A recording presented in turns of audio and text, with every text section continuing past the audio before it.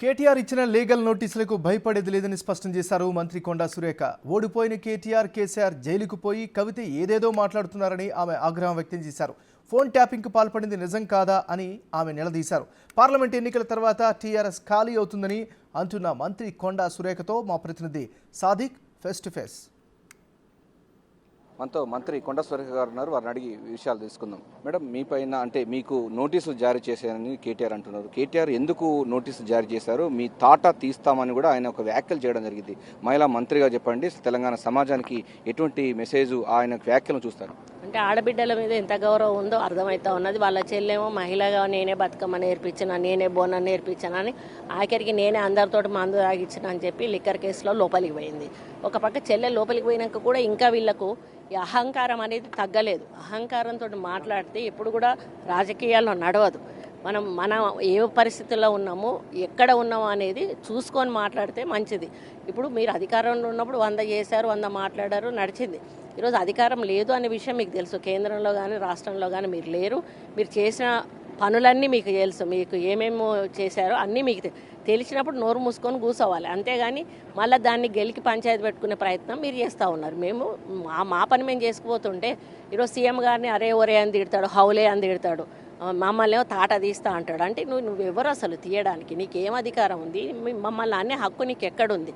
ఈరోజు మేము ప్రభుత్వం అధికారంలో ఉన్నాము, మా పనులు మేము చేసుకొని పోతున్నాము. నువ్వు ఉన్నప్పుడు మేమేమన్నా ఇట్లాంటి మాటలు మాట్లాడినాం? మీ మాటలు నేర్పింది ఎవరు? మీ దగ్గర నుంచి, మీ నాన్న దగ్గర నుంచి వచ్చిన మాటలు. ఈ విధంగా మేము నోటీసులు ఇవ్వాలంటే 100 నోటీసులు టీఆర్ఎస్కు ఇవ్వాల్సిన అవసరం ఉన్నది.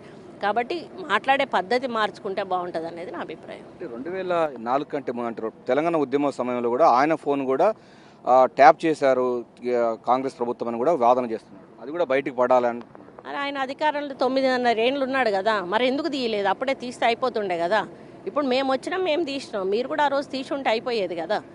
అది తీయకుండా మీ వైఫల్యం అది. ఈరోజు మమ్మల్ని ఎత్తి పొడిస్తే ఏమొస్తుంది? ఆ రోజు ఆధారాలు ఉంటే మీరు చూపిస్తే అయిపోతుండే కదా, లోపలేస్తే అయిపోతుండే కదా అప్పుడు ఎవరినో.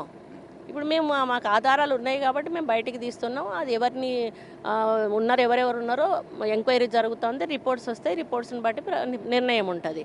కాబట్టి ఈరోజు మళ్ళీ ఎప్పటిదో ఉన్నది అని చెప్పడం అంటే అదంతా ఏదో మేము చేస్తున్నాం కాబట్టి ఏదో ఒకటి మా మీద విమర్శ చేయాలనేలాగా కనిపిస్తూ ఉన్నది. ఎందుకు కేటీఆర్ ఎందుకు ఇట్లా అసహనానికి గురవుతున్నారు అనుకుంటున్నారు? అసహనానికి గురవుతున్నారంటే ఒక పక్క అధికారం పోయింది, రారాజులాగా తిరిగిండు.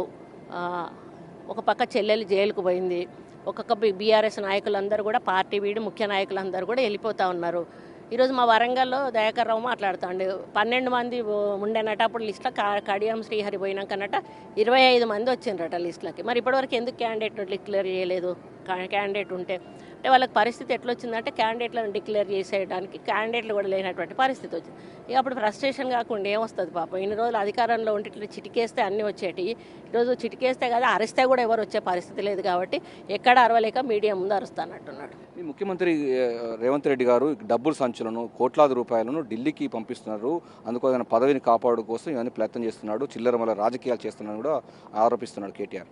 ఆరోపణలు అసలు అందులో నిజాలు లేవు. ఉంటే మీరు ఆధారాలు ఏమన్నా ఉంటే చూపించండి. ఏదో నిరాధారమైనటువంటి ఆరోపణలు చేసి కాంగ్రెస్ ప్రభుత్వం మీద కానీ, రేవంత్ రెడ్డి గారి మీద కానీ, తెలంగాణలో ప్రజలను ఒక ఏదో ఆలోచన వాళ్ళ మెదడులో గుప్పించే ప్రయత్నం చేసి వాళ్ళని కన్ఫ్యూజ్ చేసి మళ్ళీ ఎలక్షన్లలో టీఆర్ఎస్ పార్టీ అధికారులను అంటే వాళ్ళ క్యాండిడేట్లను గెలిపించుకోవడానికి చేస్తే ప్రజలకు తెలుసు. ఈరోజు తెలంగాణలో ఓడిచ్చారు, రేపు ఎంపీలను గెలిపిస్తే బీజేపీకి అమ్ముకుంటారు, ఈరోజు ఎమ్మెల్యేలను కూడా బీజేపీకి అమ్ముకుంటారు. ఎందుకంటే వాళ్ళ చెల్లెని ఇప్పుడు ఇడిపించుకోవాలి, రేపు భవిష్యత్తు అక్కడ చెల్లె బయటికి రావాలి వాళ్ళకి. ఇటువంటివి నడుస్తూ ఉన్నాయి. కాబట్టి ఈ విధంగా మాట్లాడడం జరుగుతూ ఉంది. ఆయనకి ఎటు తోచక మాట్లాడుతూ ఉన్నాడు అంతే. లీగల్ నోటీస్ ఎట్లా ఎదుర్కోబోతున్నారు? ఎదుర్కోవడానికి ఏముంది? ఆయన అపాలజీ అడిగాడు, నేను అపాలజీ చెప్పేది ఏమీ లేదు అందులో నేను చేయడానికి. కాబట్టి ఆయన లీగల్గా పోతే మేము మళ్ళీ లీగల్గానే ప్రొసీడ్ అవుతాము.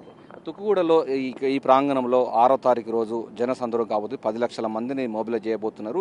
ఏం చేయబోతున్నారు? మహిళలు ఎక్కువ మంది పాల్గొనాలని ముఖ్యమంత్రి పీసీ చీఫ్ రేవంత్ రెడ్డి అంటున్నారు. ఎట్లా మొబిలైజ్ చేయబోతున్నారు? ఈ సందేశం ఏ విధంగా ఇవ్వబోతున్నారు దేశానికి? అంటే ఏ కాన్స్టిట్యున్సీకి సంబంధించి ఆ కాన్స్టిట్యున్సీ ఎమ్మెల్యేలు ఇప్పుడు ఎవరైతే ఎంపీ క్యాండిడేట్లు ఉన్నారో వాళ్ళందరినీ కూడా దగ్గర నియోజకవర్గాల నుంచి ఎక్కువ మందిని మనము మహిళలను ప్లస్ ప్రజలను కూడా, ఎందుకంటే ఇది సెంటిమెంటల్గా ఇక్కడ నుంచి తుక్కుగూడలో తెలంగాణ మేనిఫెస్టోని రిలీజ్ చేసిన సమయంలో మనకి ఇక్కడ ప్రభుత్వం వచ్చిందని అటువంటి ఆలోచనతో ఈరోజు కేంద్రంలో కాంగ్రెస్ పార్టీ అధికారంలోకి వస్తే ఏం మేనిఫెస్టో అమలు చేయబోతుంది అనేది ఈ తెలంగాణ ప్రాంగణంలో, ఈ తుక్కుగూడ ప్రాంగణంలో అనౌన్స్ చేయడం అనేది నిజంగా అది చరిత్రలో నిలిచిపోయేటువంటి సంఘటన. ఈ సంఘటనకు సాక్షులుగా లక్షలాది జనం ఉండాల్సిన అవసరం ఉన్నది. కాబట్టి మ్యాక్సిమం మా యొక్క సపోర్ట్ తోటి ప్రజలను ఎక్కువ సంఖ్యలో తీసుకొచ్చి రాహుల్ గాంధీ గారి సభను విజయవంతం చేస్తాం.